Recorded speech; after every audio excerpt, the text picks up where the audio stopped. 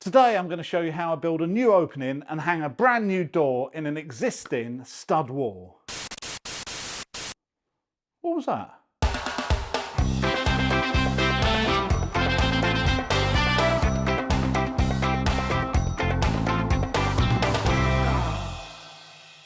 So as a part of my walk-in wardrobe project, I need to put an entrance, a doorway through this wall into the future walk-in wardrobe. And I've put a couple of marks up, and these are essentially the limits of where I can put the door. I don't want it any closer to the corner than this mark here. And because I know of the wardrobes going into the walk-in wardrobe, I can't have it any further to the right than this mark. Now the door that I'm using is 30 inches wide, and I've just cut a batten. So somewhere in here is where the door's going to go. Now, just a little bit about the door that I'm using. I'm using an oak veneered internal door, which, as I said, is 30 inches wide. Now, all the doors in the UK come as imperial measurements, like 2 foot 3 inches, 2 foot 6 inches, which is the 30. Most of the doors in my house are 33 inches wide. So because of that, they'll also have spurious measurements in millimeters. This one is 762. The 2 foot 3 is 686 or whatever. It's all a throwback to everything in inches. So a lot of what I'm going to be talking about today, I think, is probably going to be in inches. The good thing is you can buy door linings that match these doors in inches. So I've got a 30-inch door lining that hopefully will match that door. Now, the other problem is that this door that I've got is not particularly light. It's 27 kilograms, which is fairly substantial. So the side that the hinges are on, which is the left-hand side in my case, needs to be fairly beefy and well tied in to the fabric of the house. It can't just be a stud that I've slipped behind the plasterboard and pinned to the plasterboard. That's just not going to stand 27 kilograms cantilevered out forevermore. So I'm going to be looking for an existing stud here, hopefully in the right position, to tie my door line into that essentially will take the weight of the door. Now, I don't know exactly where the studs are at the moment. Generally, they're at 400 centres. That makes sense for the plasterboard to go up. So the first one could probably, maybe, be about here. And if it is, that will be a suitable place for us to tie into. But so the first thing we're going to do is see if we can find the studs by using the magnet trick. So I've got some magnets here that I bought from eBay a long time ago. And essentially, I'm looking for the screws that connect the plasterboard to the studs because they're going to be in the same line as the studs. This is a trick that most people know. And if I just wave it across the surface, then when it comes to a screw, ooh, I can feel one there actually. When it comes to a screw, then it will stick to the screw, and if you're just gentle with it, there you go. So it looks like I have got a stud here which is about 400mm, which makes sense, 400mm from the corner. So there you go, that's the third one. So I've definitely got a stud here. I'll probably have another one 400mm away from it. Let's just see if I can find that. See if I've got another one down here anywhere. No, it's going to be, no, there you go. And another one there. So I've got two studs here, 400mm from the edge and then 800mm from the edge, which all makes sense. So I know at least I've got a stud here. That doesn't say it's level or vertical or square to this face, but that looks to me like the one I need to be aiming at. If this is my door and the stud is there, that just about fits. So I think I can probably work with the stud that's in this position. However, if you wanted to put a door into a wall like this, into a particular place where you haven't got a stud, let's say if I wanted to put the edge of the door here, then that would have to get removed. I would have to then insert a stud in between the two layers of the plasterboard, this front and the one on the other side. But I can't just pin it to the plasterboard. It's never going to be strong enough. You really do need to secure it bottom and top, and maybe with some noggins along the side as well, because that weight of that door is going to want to rip that stud out forevermore. So just putting a few screws in the plasterboard is just not going to be strong enough. However, if I can work with one that's already tied top and bottom when they built the house and tied into this plasterboard, that is going to be perfect. So that's what I'm going to aim at. I think I need to start cutting some holes and just seeing what's in here. Just one further complication which I've not mentioned. And yes, right in the middle of where I want this doorway, I've got a double socket. Now with this, I'm just going to have to either terminate it or extend it somewhere else. But Once I open the wall up, I'll get a better idea of what I want to do with it. Although I know the socket is fed from below, it's still best to double check what's behind a wall before you put anything through it. However, today my scanner just seems to be going a bit mad, going on and off continuously with no consistency. So I get the feeling I can't really trust it, so I proceed with caution, making sure that I penetrate with the jab saw just enough to get through the plasterboard and no more.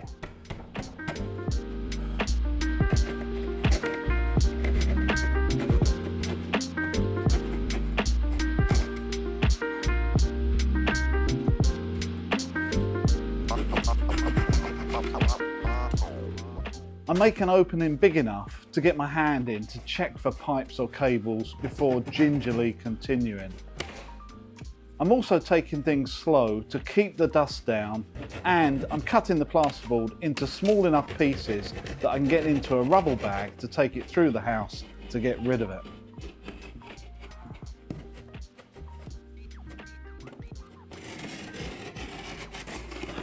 And just as I was getting more confident, oh, cables. It's a bit of luck, wasn't it? So I was obviously wrong about believing the double socket was fed from below. Well, there you go.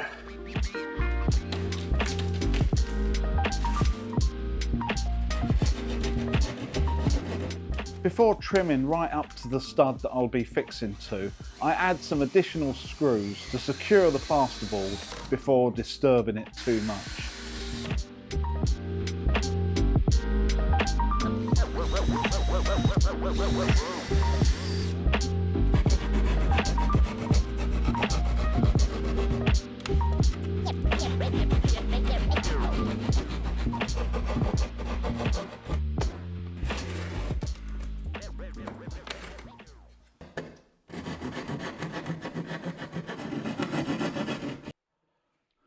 Hello.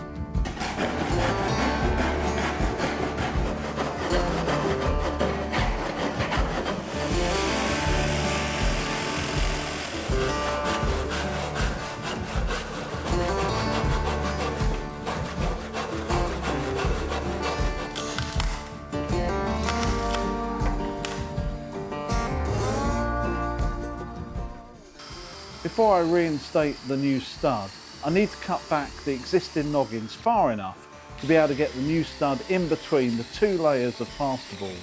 So I do some stitch drilling around about 50mm, a couple of inches inside the wall, and then use a multi-tool to finish the cut.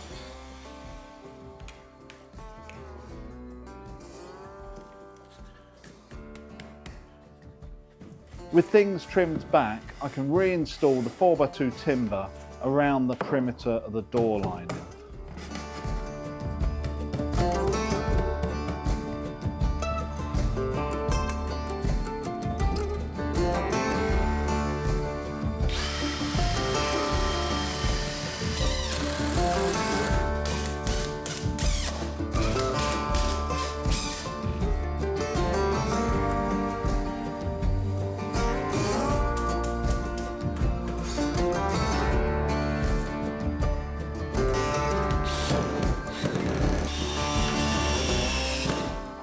So with all the plasterboard cut back to exactly the line I want it, I can reinstall the 4x2s that I salvaged, which are exactly the right width and dimensions, obviously to match the rest of the wall, and use those as the perimeter of the new opening. With these in place, I can fit my door line in just to see how much shimming I'm going to have to do.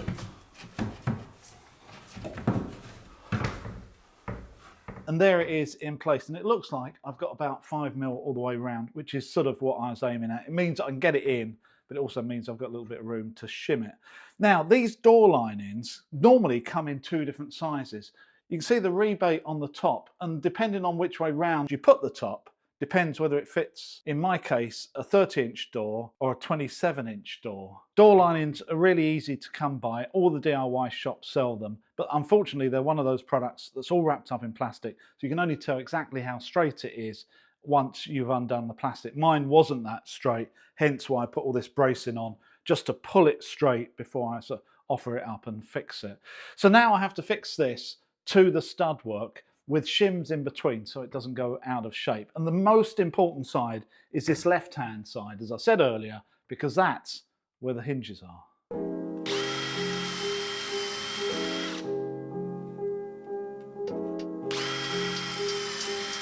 This is officially a door lining, not a door frame. Door frames are the big chunky ones you find on an exterior door, like a front or back door. And door linings surround internal doors, both in brickwork and partition walls. But if you want to call it a door frame, I'm not going to argue with you. To get a lining like this in the right place, vertical and straight, you need to shim tightly and keep checking both the verticality and the straightness, as it's really easy to bend the lining by fixing it without enough shims between it and the wall.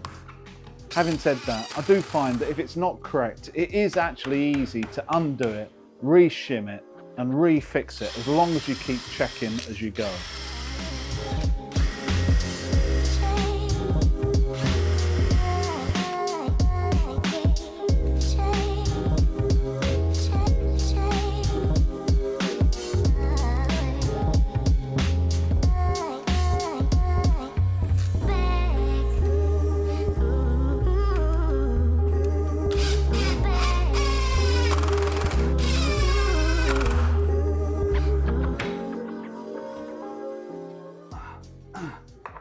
So that, I think, is pretty square.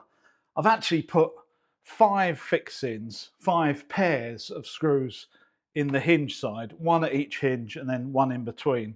So I think that is plenty, and only 3 on the other side because it's not really going to stand any load. I've also, where I've put the hinges, the nearest screw I've made a lot longer, so it goes all the way into that 4x2, quite deep. And that should, I think, be plenty to take that way. All we need to do now is fit a door.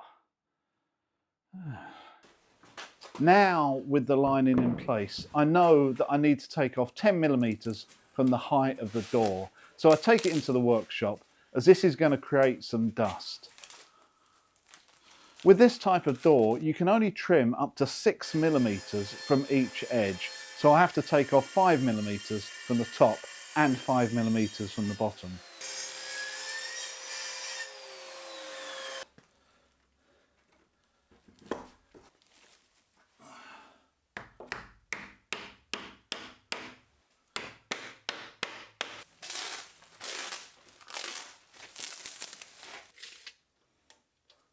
I then set out the hinge positions and cut around the perimeter of each hinge with a sharp knife.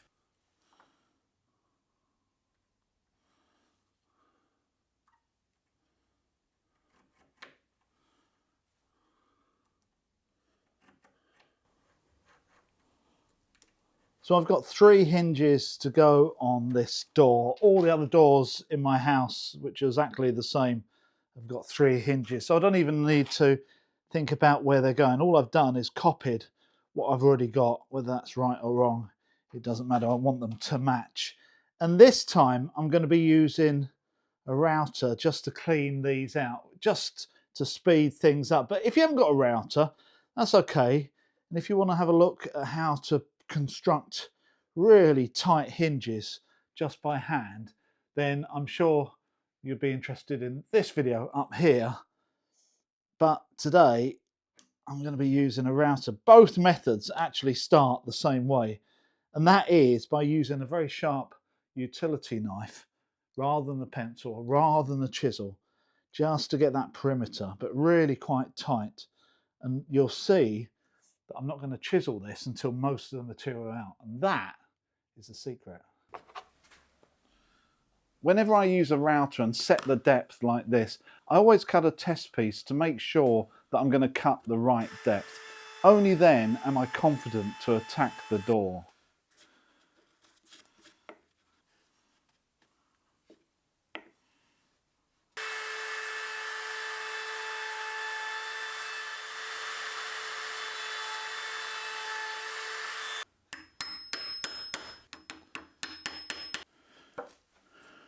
With the first hinge fixed and looking good, I can get on with the other two.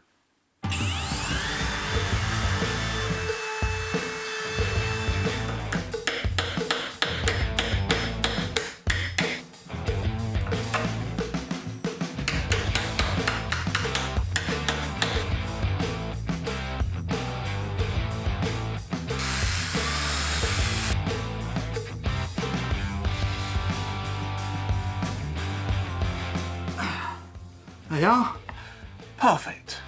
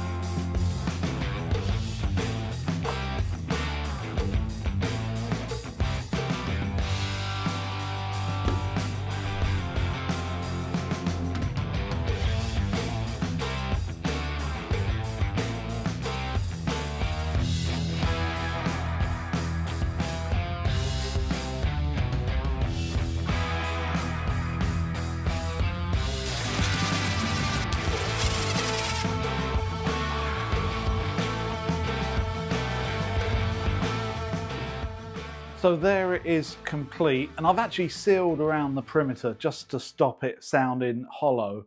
And when I put the architrave on, it's going to cover all of that and hopefully the screw holes around in the plasterboard. I'm really happy with the gap I've got all the way around the outside, and it's quite consistent, so I don't think I need to adjust that at all. And all in all, I'm pretty happy with that. Although when I take it off to stain it, I might just take another millimetre off the bottom because it's just starting to touch the carpet when it's fully open. So that take my opportunity when I take it off again. I hope you've enjoyed this video. Please think about subscribing, hit that bell notification, and please have a look at my Patreon page. I will see you next time.